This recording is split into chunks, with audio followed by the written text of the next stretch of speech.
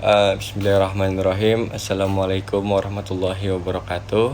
Perkenalkan, nama saya Fahri Husaini dari Prodi Akuntansi Universitas Islam 45 Bekasi.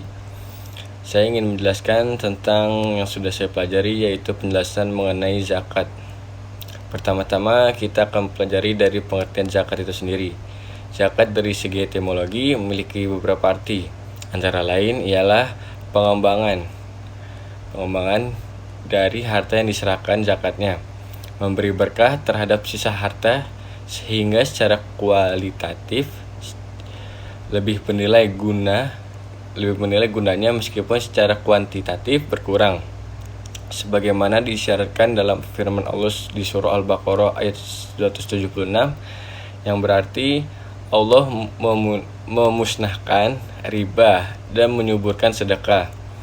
Zakat juga berarti penyucian dengan pengertian harta yang telah dikeluarkan zakatnya menjadikan sisa hartanya itu suci dari hak orang lain.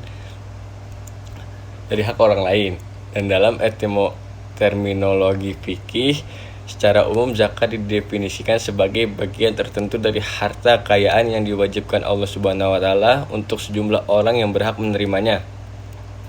Menurut Mahmud Shaltut, seorang ulama dari Mesir, mendefinisikan zakat sebagai ibadah kebendaan yang diwajibkan oleh Allah Subhanahu wa taala agar orang yang kaya dapat menolong orang yang miskin berupa sesuatu yang dapat memenuhi kebutuhan pokoknya.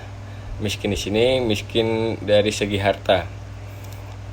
Lalu beberapa pengertian yang saya jelaskan tadi terkandung makna bahwa zakat memiliki dua dimensi, yaitu dimensi ibadah yang dilaksanakan dengan perantara harta benda dalam rangka untuk memenuhi perintah dari Allah Subhanahu wa taala dan mengharap pahala darinya. Dan dimensi yang kedua yaitu dimensi sosial yang dilaksanakan atas dasar kemanusiaan.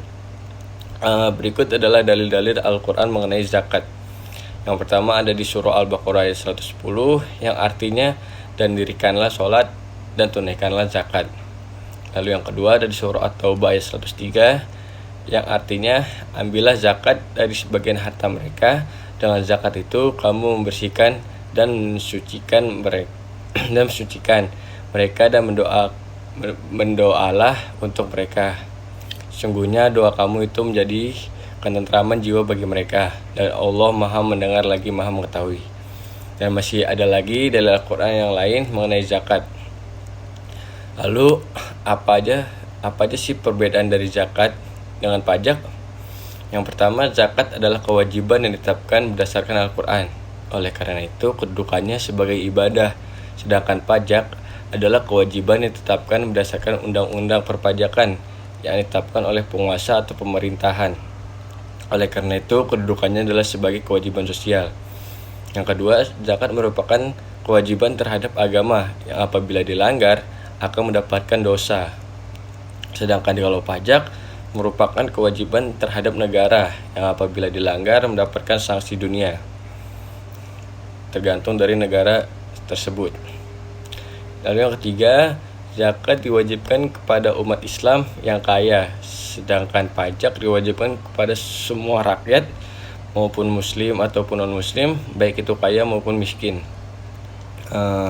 Lalu di samping terdapat perbedaan tersebut, terdapat pula persamaan antara keduanya.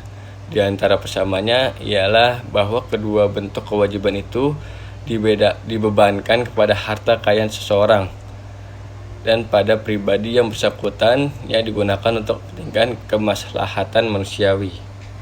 Selanjutnya, siapa aja sih yang wajib membayar zakat? Berikut syarat-syarat wajib zakat menurut ahli fikih. Yang pertama yaitu merdeka atau al-huriyah, yang kedua Islam, yang ketiga balik dan berakal, yang keempat mencukupi satu nisab, yang kelima harta itu milik sendiri secara sempurna, yang keenam sampai haul, dan selanjutnya adalah mustahik zakat atau orang yang menerima zakat, terdiri dari 8 golongan. Antara lain, yang pertama ada orang fakir, yang kedua orang miskin, yang ketiga amil zakat, yang keempat mu'alaf qulubuhum, yang kelima riqab, yang keenam ghorimin, yang ketujuh fisabilillah, dan terakhir ibnu sabil. Dan harta yang wajib untuk dizakatkan antara lain yaitu yang pertama ada emas dan perak, yang kedua harta perniagaan, yang ketiga ada unta, yang keempat kambing, yang kelima sapi dan atau kerbau, dan yang keenam makanan dari buah-buahan dan tumbuh-tumbuhan. Dari karena yang saya sebutkan tadi hanya salah satu saja dari contoh yang tadi yang bisa diberikan untuk zakat, tergantung dengan kekayaan harta sang pemberi zakat tersebut. Lalu selanjutnya ada hikmah dan fungsi sosial zakat. Yang pertama kita bahas adalah hikmah dari zakat. Yang pertama, mengikis sifat-sifat kekikiran dari dalam jiwa seorang muzaki serta melatihnya untuk berjiwa dermawan. Yang kedua, zakat bila diserahkan kepada mustahiknya secara ikhlas, di samping memberi untungan terhadap kebaikan akhirat, juga menambah nilai harta yang tersisa.